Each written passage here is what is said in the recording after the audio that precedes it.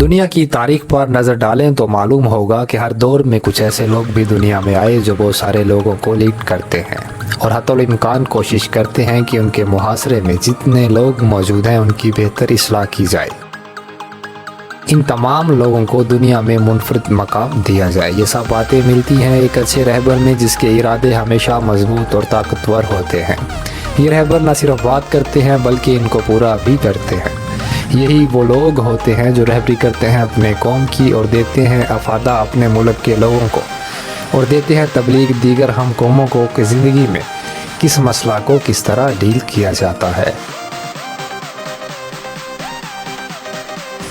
ناظرین، KRS-TV کے plate form سے پیش کرتے ہیں داستان لیڈر کے ساتھ۔ آج آپ کے سامنے رکھتے ہیں ملک ترکی کے بہادر اور جرأت مند لیڈر رجب طیب اردوغان کی کہانی۔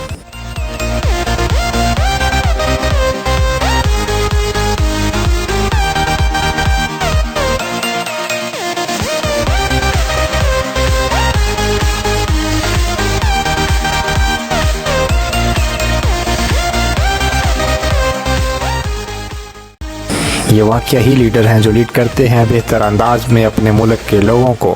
قومی سطح پر اور بین الاقوامی سطح پر بھی۔ ناظرین، طیب رجب اردوغان 26 فروری 1954 کو ملک ترکی کے شہر استنبول میں پیدا ہوئے۔ آپ ایک ترک سیاستدان، استنبول کے سابق ناظم، جمہوریہ ترکی کے سابق وزیر اعظم اور 12ویں منتخب صدر ہیں۔ رجب طیب اردوغان 28 اگست 2014 سے صدارت کے منصب پر فائز ہیں اور جسٹس اینڈ ڈیولپمنٹ پارٹی کے سربراہ بھی ہیں جو ترک پارلیمنٹ میں اکثریت رکھتی ہے۔ ابتدائی تعلیم پر نظر ڈالیں تو رجب طیب اردوغان نے ابتدائی تعلیم مدرسہ قاسم پاشا سے حاصل کی اور 1965 میں وہاں سے فراغت حاصل کی۔ اس کے بعد استنبول امام خطیب ہائی اسکول میں ماہرین سے تعلیم حاصل کی اور 1973 میں میٹرک پاس کی۔ اسی طرح دیگر اضافی مضامین کا امتحان پاس کرنے کے بعد ایوب ہائی اسکول سے ڈپلومہ کی سند حاصل کی۔ اس کے بعد مرمرا یونیورسٹی کے کامرس اکنامکس کے شعبہ میں داخلہ لیا اور 1981 میں بزنس ایڈمنسٹریشن کی ڈگری حاصل کی۔ سیاسی جدوجہد پر نظر ڈالے تو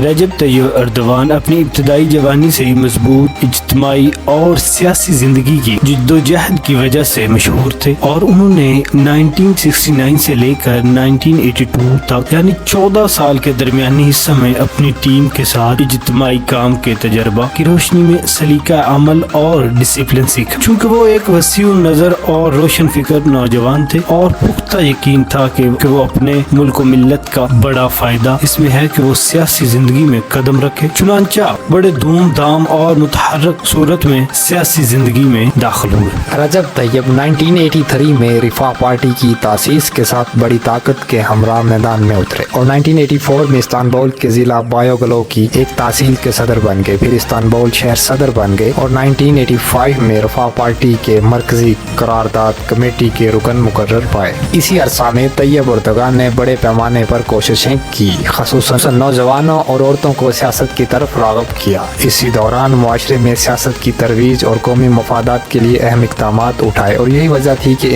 ان اقدامات کے نتیجے میں نئی تنظیم رفاع پارٹی نے واضح برتری حاصل کی۔ اس پارٹی نے 1989 میں ضلع بایوگلو کے لوکل الیکشن میں بڑی کامیابی حاصل کی اور یہ ملکی سیاست میں قابل تقلید سمجھی جانے لگی۔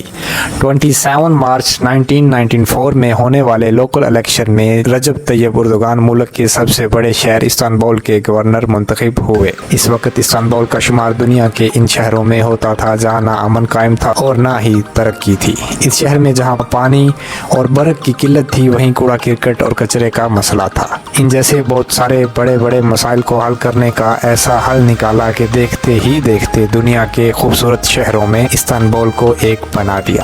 اور 1994 سے 1998 تک استنبول کے میئر رہے۔ 1997 سے 1997 میں رجب طیب اردوغان نے سیرت شہر کے ایک جلسہ عام میں دوران خطاب ایک شعر مصری پڑھا جس کے الفاظ یہ تھے: گنبد ہماری جنگی ٹوپیاں ہیں، مسجدیں ہماری فوجی چھاونیاں ہیں، ساحل مسلمان ہمارے سپاہی ہیں، کوئی دنیاوی طاقت ہمیں شکست نہیں دے سکتی۔ اس جلسہ عام کے بعد محض اس شعر کی وجہ سے 12 دسمبر 1977 میں آپ کو جیل جانا پڑا، جس کے نتیجے میں انہیں ترکی کے بڑے شہر استنبول کی گورنی سے معزول کر دیا گیا، اور 2001 میں عبداللہ گل کے اتحاد میں جسٹس اینڈ ڈیولپمنٹ پارٹی بنائی،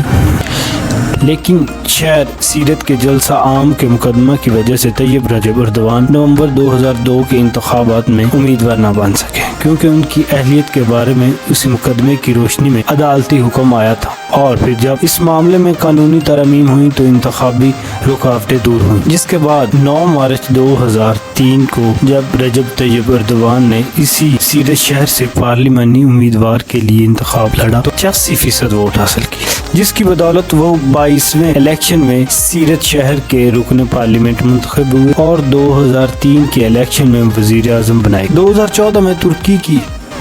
تاریخ میں پہلی مرتبہ صدارتی انتخابات ہوئے۔ اس سے پہلے پارلیمانی افراد کو یہ حق تھا کہ وہ ملک کے صدر کا انتخاب کریں۔ اس سے پہلے ترکی کے صدارتی انتخابات میں کامیابی حاصل کی اور اگست 2014 کو ترکی کی قوم نے اپنے ووٹوں سے پہلی مرتبہ رجب طیب اردوان کو جمہوریہ ترکی کا صدر منتخب کر لی۔ یہ ویسے ہی سسٹم تھا پہلے جیسے اس وقت پاکستان میں پارلیمانی سسٹم، لیکن طیب رجب اردوان نے یہ دیکھا کہ یہ جو لوگ ہیں انہوں نے ایک اپنی حکومت میں ہی آئین پاس کروایا جس سے انہوں نے صدارتی انتخابات کروائے اور ترکی کے 12ویں صدر منتخب ہوئے۔ انہوں نے 29 اگست کو نئے وزیر اعظم احمد داؤد داغلو کو منتخب کیا۔ علامہ ازیں جناب طیب اردوان کو جامعہ سینٹ جونز گرنے، امریکن جامعہ، جامعہ فتح، جامعہ استنبول اور جامعہ حلب کی جانب سے ڈاکٹری کی اعزازی سند سے بھی نوازا گیا ہے۔ فروری 2004 میں جنوبی کوریا کے دارالحکومت سیول اور فروری 2009 میں ایران کے دارالحکومت تہران نے رجب طیب اردوان کو اعزازی شہریت سے بھی نوازا ہے۔ اکتوبر 2009 میں دورہ پاکستان کے موقع پر رجب اردوان کو پاکستان کا اعلیٰ ترین شہری اعزاز نشان پاکستان سے نوازا گیا۔ 2008 میں غزہ پٹی پر اسرائیل کے حملے کے بعد رجب طیب اردوان کے زیر قیادت ترک حکومت نے اپنے قدیم حلیف اسرائیل کے خلاف سخت رد عمل کا اظہار کیا، اس پر سخت احتجاج کیا۔ ترکی کا احتجاج یہی نہیں رکا بلکہ اس حملے کے فوری بعد ڈاوس عالمی اقتصادی فورم میں ترک رجب طیب اردوان کی جانب سے اسرائیلی صدر شمعون پیریز کے ساتھ دو ٹوک اور برملا اسرائیلی جرائم کی تفصیلات بیان کرنے کے بعد ڈاوس فورم کے اجلاس سے کنویر کی جانب سے انہیں وقت نہ دینے پر رجب طیب اردوان نے فورم کے اجلاس کا بائیکاٹ کیا اور فوری طور پر وہاں سے لوٹ گئے۔ اس واقعہ نے انہیں عرب اور عالم اسلام میں ہیرو بنا دیا اور ترکی پہنچنے پر فرزندان ترکی نے اپنے ہیرو سرپرست کا نہایت شاندار استقبال کیا۔ اس کے بعد 31 مئی بروز پیر 2010 کو محصور غزہ پٹی کے لیے امدادی سامان لے کر جانے والے آزادی بیڑے پر اسرائیل کے حملے میں 9 ترک شہریوں کی شہادت کے بعد پھر ایک بار اردوغان عالم عرب میں ہیرو بن کر ابھرے اور عوام سے لے کر حکومتوں اور ذرائع ابلاغ نے ترکی اور ترک رہنما رجب طیب اردوغان کے فلسطینی مسئلہ خاص طور پر غزہ پٹی کے حصار کے خاتمے کے لیے اس موقف کو سراہا اور متعدد عرب صحافیوں نے انہیں قائد منتظر قرار دیا اور وہ واحد وزیر اعظم ہیں جنہوں نے بنگلہ دیش میں جماعت اسلامی کے رہنما کی پھانسی پر ترکی کے سفیر کو واپس بلانے کا اعلان کیا ہے۔ یہ تھی بایوگرافی صدر رجب طیب اردوان کی۔ ملتے ہیں انشاءاللہ کسی نئے ٹاپک کے ساتھ اسی چینل پہ، تب تک کے لیے مجھے اور حسیبہ مسائل کو اجازت دیجیے۔ اللہ حافظ۔